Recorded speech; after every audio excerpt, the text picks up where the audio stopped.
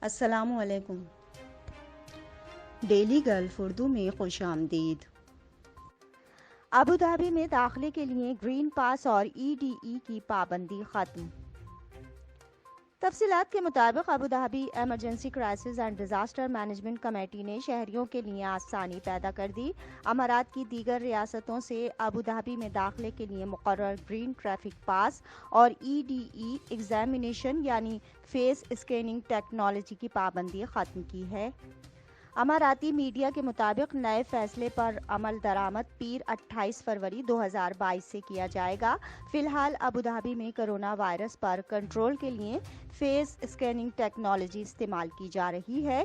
بیان میں مزید کہا گیا ہے کہ ابوظہبی کے تمام پبلک مقامات کے لیے گرین پاس سسٹم مؤثر رہے گا۔ Emergency crisis and disaster management committee کے بیان میں مزید کہا گیا ہے کہ یہ اقدام ابوظہبی میں کرونا وبا پر کنٹرول کے حوالے سے اچھے اشاروں کو مد نظر رکھتے ہوئے کیا ہے۔ اب تک کے لیے اتنا ہی۔ اگلے بلیٹن تک کے لیے خدا حافظ۔